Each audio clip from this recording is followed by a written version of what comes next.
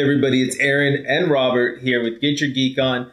We are here to talk our review of the latest episode of What If Kilmonger saved Tony Stark?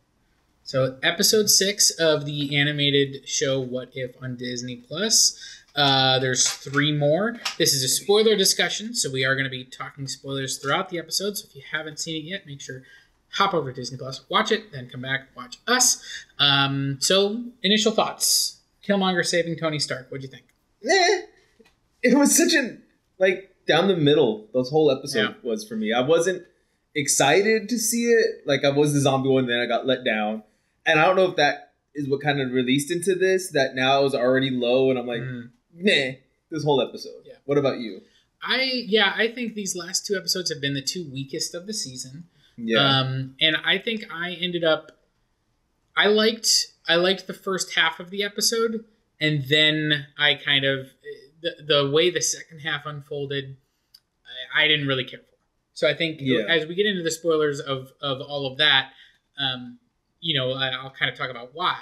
But, basically the premise of this episode is that, the moment in the first Iron Man movie when Tony Stark gets captured by the 10 Rings and then, of course, becomes Iron Man as he escapes. None of that happens because Killmonger shows up, saves him, from the bomb that kind of had knocked him out, and then kills all the ambushing soldiers and takes him back to America, where he reveals that Obadiah Stane was kind of funny. was the one that put this hit out on him and basically infiltrates, if you will, Stark Industries, and becomes like Tony's right-hand man.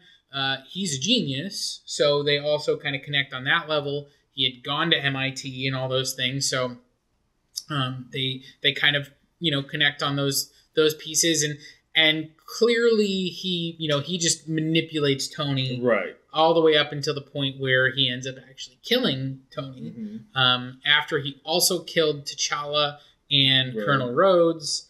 And that was the point of the episode that really turned me off, because then, of course, just like in Black Panther, he betrays Ulysses Klaue, kills him, and returns him to Wakanda to infiltrate Wakanda, which he then does, but now because T'Chaka is still king, T'Challa has died at this point, he doesn't outright confront for the throne, he kind of more worms his way in to be like, I'm your nephew and, treat me like your son, up to the point where he gets the Black Panther powers at the end of the episode. But of course, Pepper hasn't trusted him from the start. Shuri doesn't end up trusting him and figures out that he's, killed her brother and all those things. And so that's kind of how the episode ends, is with the 2 of them teaming up, if you will. I don't know. I was enjoying the ambiguous nature of the beginning of the episode, where it was like, oh, are we going to get a Killmonger who's not quite as villainous? Exactly. Like we did with Thanos. But of course, this is, his motivations for being a villain are rooted in when he was a kid and all those things. So it makes sense that he wasn't really different. But I don't know. I just I was enjoying them playing with that, where he was kind of playing nice with Tony, and it was like, oh, is this going to go a different way? And then it just kind of didn't, and from that point forward, it really kind of felt blah to me. And I kind of feel the same way. I got the whole sending Rhodes out there, but at the same time, I kind of didn't, because Rhodes is still military, and the military doesn't take orders from Tony Stark. Yeah, that was weird. That threw me off. And from that point forward, I went downhill. And again, and it was weird too, because it was like, Stark Industries can't be associated with black market weapons dealers, but apparently the U.S. military can. Yeah, that was so dumb. So that was odd. But everybody knew he was tied to it because he's talking to him on comms. Right. And he's also a liaison. He's the Stark Industries liaison, and all of a sudden this weaponry that he's buying on the black market ends up with Stark Industries. People are going to connect these dots. It's not that hard. And on top of that, you're telling me... Now, I did see Killmonger's men. Or not Killmonger's men. Klaue's men. Yeah. I really didn't see any military guys in there with Colonel Rhodes. You're telling me a colonel didn't have a team with him that's highly trained to protect a colonel in the military? Yeah. And then again, he sees T'Challa and it's like, I'm still going to shoot you. And again, I never liked this in any film, any movie. I'm going to keep shooting. Even though this isn't working, I'm just going to keep shooting him. Even though you're in a bulletproof suit, I'm going to empty my clip on your face. Because the first shot didn't do it. Just keep shooting. It works, I promise. Yeah. It's like that bulletproof glass that's not really bulletproof. You just have to shoot it in the same spot 6 times, and then it'll break. And you're like, yeah, okay. And that stuff, again, I get they have to move the storyline, but it's dumb. This episode, I think, more than any other, felt like there were a lot of corners cut because we only had 30 minutes to tell the story. Like, there was a lot of things that it was like, they really needed to take more time with that. They needed to flesh that out more. Because, everything that happened in South Africa, at first, I didn't even realize that he had actually killed T'Challa. Like, I didn't realize that until they were showing the coffin. And then I was like, oh, like, they killed T'Challa. And that's one thing I didn't like. His line was he's talking about how it disables him. Is really cool or something. He makes a comment that he should only be disabled.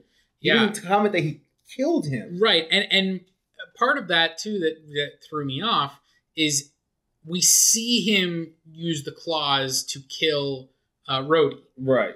But we don't see the kill shot on T'Challa. And I don't know if maybe that was Marvel just wanting to shy away from it because Chadwick Boseman has actually passed. Like, maybe they didn't want to show that. But they also clearly were like, here's a coffin, and also here's T'Challa on the soul plane. Like, so I don't know how much they were looking to shy away from it. But it was confusing in that moment. It was. Because I did not realize T'Challa was dead. But I will say that action scene of him just taking out all the people, beautiful. That was cool. Loved it. That was really amazing. And I will say, kind of moving forward to the next big fight scene where, him and Tony kind of square off now, and Tony creates the robot to fight Kilmonger. This was, I will say, the one thing I will say is that Tony is this arrogant. Oh, and he absolutely would do this. But as soon as that happened, I was like, Tony, like, you have played your hand so wrong. Yeah. Like, Kilmonger is going to win this fight and then kill you. And on top of that, we see these things with guns later. You're telling me he couldn't just shoot him? Like, I would have just made a thing keep shooting until it killed him. Yeah. But what bothered me, and again, those little things that irked me, the pistol to Black Panther. Right. I get stabbed in the shoulder and I die. It wasn't even in the heart, and he pushes it in harder and he's dead. I'm like, that's weird. A shoulder hit. Like, you're gonna live. You'll just be hurting. I mean, that was a Dora Milaje spear. So it's vibranium. So maybe, it was all the way through and he lost too much blood, but that was very quick. Yeah.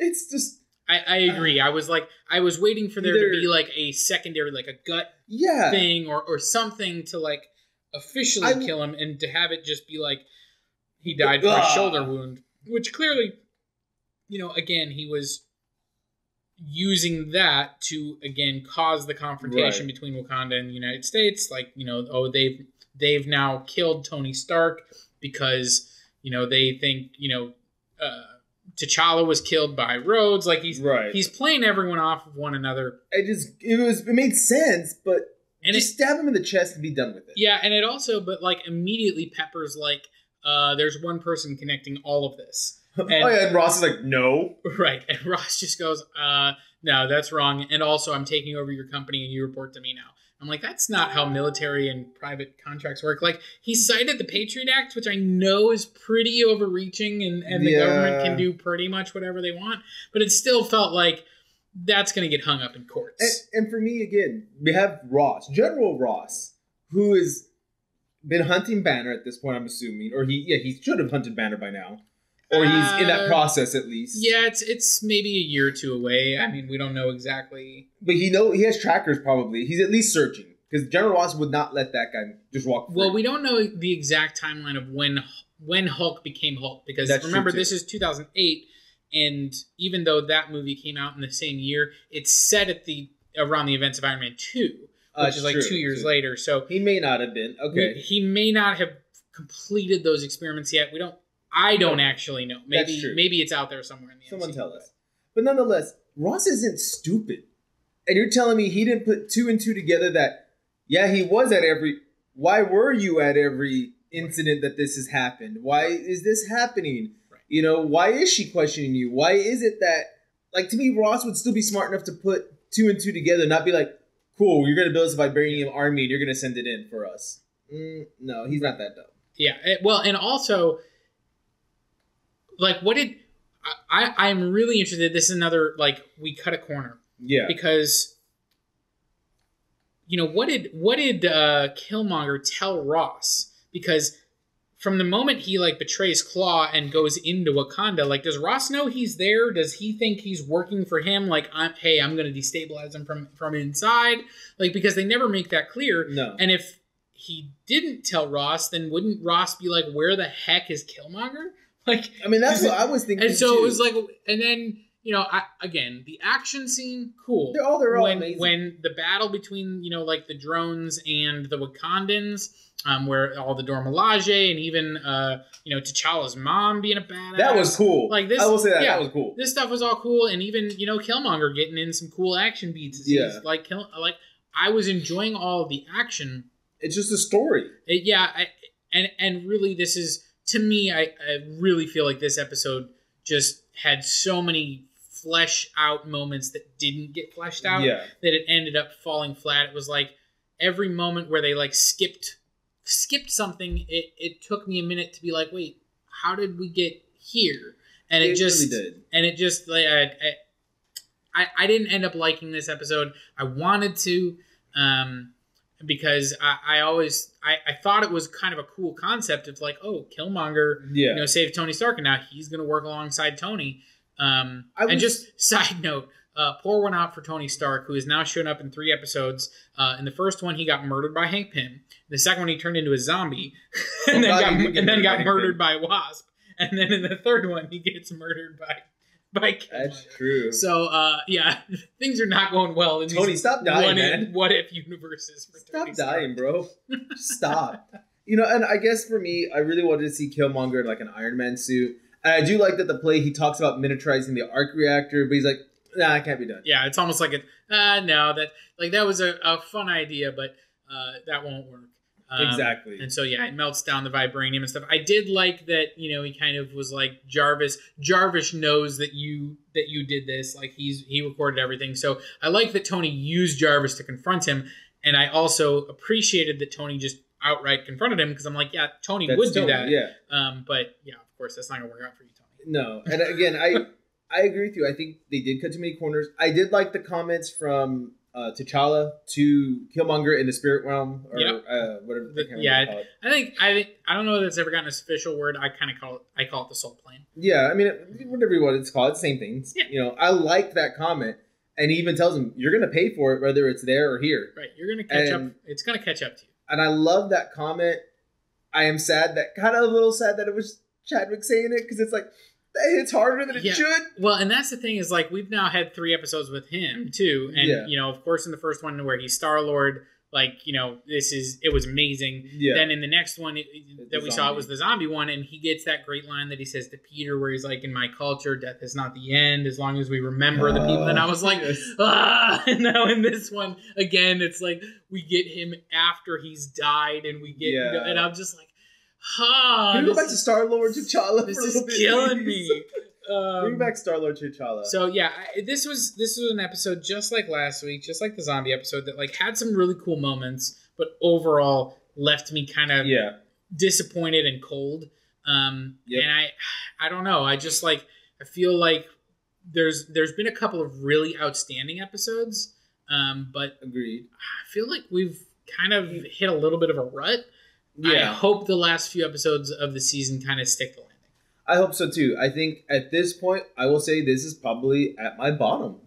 I don't know if I can give it anything better than that right now. Yeah, this one's definitely near the bottom. Like, I think last week I said the zombie episode was my least favorite so far. This is right there with and I think they're on par. I think maybe this is worse than the zombie episode. It's hard to say.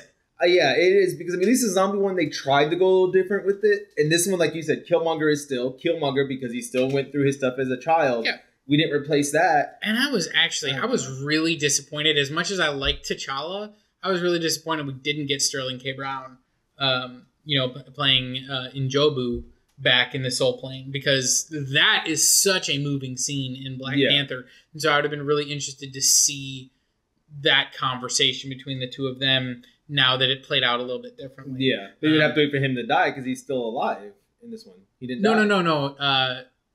Not T'Chaka and Jobu, Killmonger's father. Oh, Kilmonger. That's right. That's right. I got backwards for a second. Yeah. But yeah, I'm excited for the rest of them still. I still want to see where they're going to go. But yeah, this has got to be down there at the bottom. Yeah, I really hope this is the valley, and we're gonna hit some peaks. You got to go back those up. last 3 episodes. Let's hope so. So let us know what you think down below, guys. Maybe you loved it. Yeah, maybe. I'm sure somebody did out there. Let us know down below in those comments. And of course, remember to follow us on all of our social medias at official GYGO on Instagram, Facebook, YouTube, etc. And of course, stay geeky.